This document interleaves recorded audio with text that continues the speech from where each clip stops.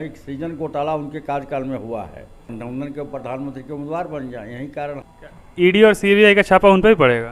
बंदी बल्कि शराबबंदी होने की वजह से कई तरह की समस्याएं पैदा हो गई है ना। जय हिंद दोस्तों, आप देख रहे हैं फर्स्ट हिंदुस्तान न्यूज और मैं हूं प्रवीण गुप्ता। अभी मैं हूं गोपालगंज जिले के बरौली प्रखंड है, बरौली विधानसभा क्षेत्र में, जो कि हमारे साथ है माननीय विधायक जी राम प्रवेश राय, और ये भूतपूर्व मंत्री भी रह चुके हैं।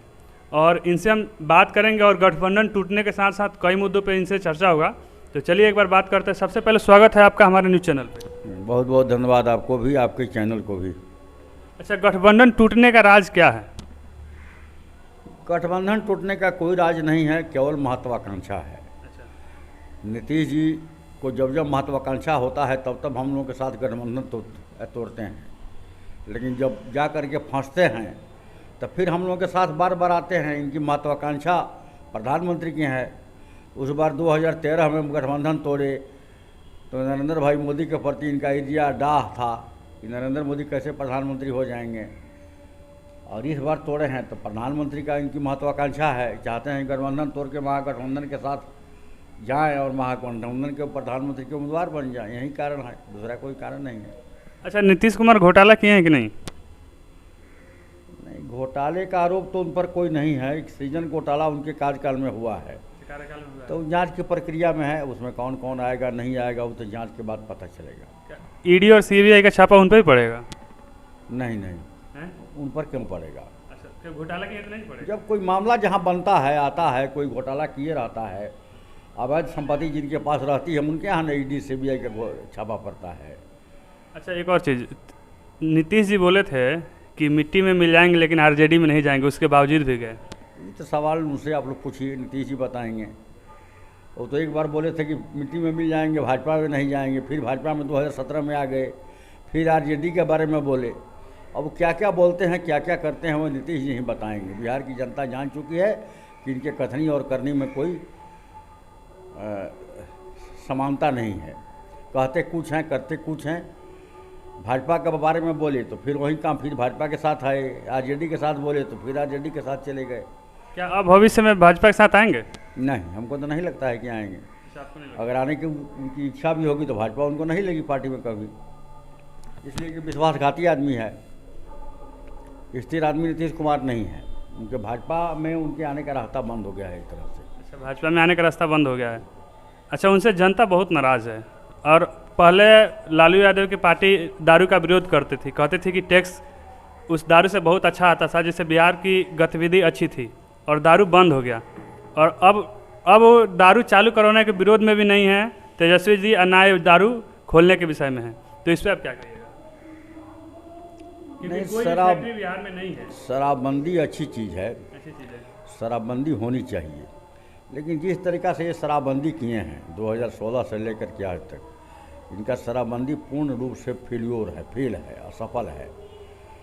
कहीं शराबबंदी बल्कि शराबबंदी होने की वजह से कई तरह की समस्याएं पैदा हो गई है। अनावश्यक रूप से हज़ारों हजार लोग जहरीली शराब पी करके मर रहे हैं। तो इसलिए शराबबंदी को इनको रखना है तो ठीक से लागू करें, और नहीं तो छोड़ दें। कम से कम शराबबंदी नहीं थी तो अच्छे क्वालिटी की शराब मिलती थी, लोग मरते बहुत कम थे। लेकिन हम लोग शराबबंदी के समर्थक हैं, शराबबंदी रहनी चाहिए। दारू कोई अच्छी चीज़ नहीं है, लेकिन जिस तरीके से शराबबंदी लागू करना चाहते हैं ये तरीका ठीक नहीं है, और इसमें लोग रात दिन मर रहे हैं, लोग परेशान हो रहे हैं, लोग अनावश्यक रूप से जेल जा रहे हैं। कई तरह की समस्याओं का सामना लोगों को करना पड़ रहा है, और दारूबंदी फिर असफल है, सफल भी नहीं हो रहा है। तो सरकार को इस पर विचार करना चाहिए, कोई ठोस नीति अपनानी चाहिए कि शराबबंदी अच्छा, फिर से लागू हो। सही बात है। और बिहार में किसी भी पंचायत में अगर ध्यान से देखा जाए तो किसी भी पंचायत में नल जल का कार्य सफल नहीं हुआ है। इस पे आपका क्या विचार रहेगा? असफल है रख रखाव के अभाव में। देखिए, ये नल जल की योजना तो केंद्र सरकार की योजना है, लेकिन राज्य सरकार के माध्यम से इसको किया जाता है। राज्य सरकार की मशीनरी ठीक नहीं है, दुरुस्त नहीं है, इसलिए नल जल फेल्योर है। इसमें लूट है, नल जल का निर्माण करने में ही लूट मचाया जाता है, और फिर जहाँ बन भी जाता है वहाँ उसका रख रखाव ठीक ढंग से नहीं होता है। यह सरकार की नाकामी है। इसमें आपको नहीं लगता कि अधिकारी सहित लोकल नेता जो छोटे छोटे स्तर पे हैं उनकी भी घुसखोरी है इसमें? नेता, इसमें नेता लोगों का क्या कसूर है? तो अधिकारियों के माध्यम से चलता है, पंचायती राज के माध्यम से चलता है, उसमें नेता कहाँ से इन्वॉल्व है?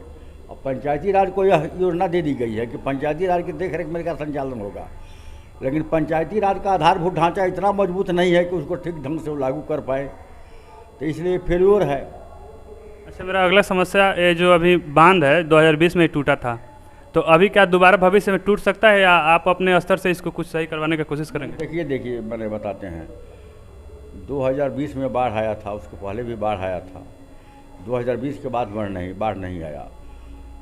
बाढ़ जाने के बाद उस पर बहुत काम हुआ है। जब तक हम लोग नीतीश जी के साथ सरकार में थे, हमने एक एक बिंदु पर काम करवाया है, और कम से कम ज़िले में 20 योजनाएं ऐसी है जो पूरा जो बालगंज जिला के बॉर्डर से लेकर के छपरा के बॉर्डर तक 20 योजनाएं चली है। बांध को मजबूत किया गया है। बाढ़ तो इस साल भी शुरू में आया था, पिछले साल भी बाढ़ आया था, लेकिन बांध टूटने की स्थिति नहीं है। बांध मजबूत है, बांध नहीं टूटेंगे। आगे भी बांध को सुदृढ़ करने के लिए आगे भी हम लोग काम में लगे हुए हैं कि आगे भी जिस पॉइंट पर कमज़ोर है उसको काम इस बार कराया जाए, लेकिन बांध टूटने का कहीं कोई खतरा नहीं है। बांध के अंदर बाढ़ आता है, पानी है, वहाँ कटाव करके समस्या है, वहाँ तो रहेगा, उसमें कोई कुछ नहीं कर सकता है, लेकिन बांध नहीं टूटेंगे। बांध को हर तरह से मजबूत बना के रखा गया है। चलिए ठीक है, हमारा एक नेक्स्ट क्वेश्चन रहेगा कि आप ही के क्षेत्र में बतरदे जो गांव है उसी में एक माता दुर्गा का मंदिर है, और उसी के प्रांगण के ठीक मंदिर के सटे ही एक पोखरा है जिसमें मछली पालन करके और वहाँ के लोगों को थोड़ा सा मतलब कि प्रताड़ित किया जा रहा है। भगवान की पूजा करने में थोड़ी सी मानिए तो उन लोगों को तकलीफ़ हो रही है, क्योंकि मछली पालन करके वहाँ से दुर्गंध फैलाया जा रहा है। उस पोखरा की खूबी पहले ये थी कि आपको चमड़ी से संबंधित दिनाय, खुजली, कुछ भी बीमारी हुआ हो तो उस पोखरे में नहाने के बाद छूट जाती थी। लेकिन आज करके पोखरे में देखिए, उस पोखरे में आज जा कर के देखिए तो अगर आप स्वस्थ हैं और एक बार नहा लेते हैं सारी बीमारियां हो जाएगी। और इस विषय में डीएम तक आवेदन दिया गया और डीएम साहब भी अभी तक कोई एक्शन नहीं लिए हैं, तो इस पर आपका क्या टिप्पणी रहेगा? देखिए, बतरदे काली स्थान के बाद जो पोखरा है वहाँ सब ज़मीन गर्मजरवा ज़मीन है। पोखरा के किनारे सब छठ का स्थान है, आप देखे होंगे काफ़ी मात्रा में छठ स्थान है, वहाँ छठ की पूजा होती है। तो उसको कई बार प्रयास किया गया, लेकिन गांव की समस्या है, उसमें मछली डालने वाले लोग भी गांव ही के हैं। पोखरा को अतिक्रमण करके वहाँ झोपड़ी बना लेने वाले, घर बना लेने वाले लोग भी वहीं के हैं। तो कई बार हम लोग सीओ से या अन्य अधिकारियों से हम लोग इस बात की फरियाद किए हैं, मांग किए हैं कि भाई पहले तो उस पोखरा का पर जो अतिक्रमण है उस अतिक्रमण को हटाया जाए, और मछली लोग डालते हैं तो उस पर रोक लगाई जाए। वहाँ धार्मिक स्थल है, सही कहा आपने, धार्मिक स्थल जहाँ है वहाँ पर पूजा पाठ होता है, तो वहाँ पर उसमें मछली नहीं छोड़ा जाना चाहिए। लेकिन फिर भी गांव के ही लोग हैं, उस गांव के ही लोग हैं। तो यह सामाजिक समस्या है, गांव के लोगों को भी समझा बुझा करके और जैसे भी हो उस पर दोनों काम, अतिक्रमण हटा देना और फिर उसमें मछली नहीं डाली जाना, उस पर रोक लगाना, इसका प्रयास हम लोग आगे भी करेंगे। चलिए ठीक है। और एक हमारी बहुत बड़ी समस्या है, जैसे समस्या ये है कि आप रोड का जो स्थिति है, नेशनल की तो बढ़िया है, लेकिन लोकल की रोड की स्थिति बहुत ख़राब है। बहुत जगह हम देखा है। अभी कल्याणपुर पंचायत आप ही के बरौली का है, कल्याणपुर पंचायत से एक मथुरापुर गांव है जो चकमंजन से जाता है, वहाँ पर जब से देश आज़ाद हुआ तब से वहाँ पर अभी तक रोड नहीं बना है। देखिए, जहाँ की बात आप करते हैं, मथुरापुर में रोड है। मथुरापुर तो पूरे कल्याणपुर आप देखे होंगे कि कल्याणपुर में रोड है, लेकिन चकमंजन से मथुरापुर जाने के लिए रोड नहीं है।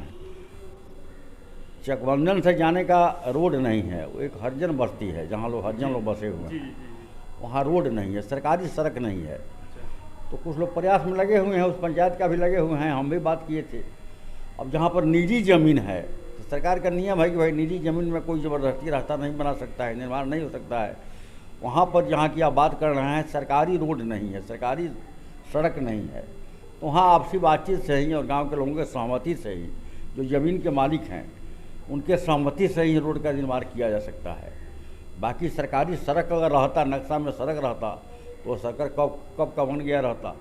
लेकिन समस्या इसलिए है कि वहाँ पर निजी ज़मीन है, प्राइवेट ज़मीन है, फिर भी कुछ लोग लगे हुए हैं कि ज़मीन मालिकों के सहमति से वहाँ रास्ता निकालने का काम किया जाए।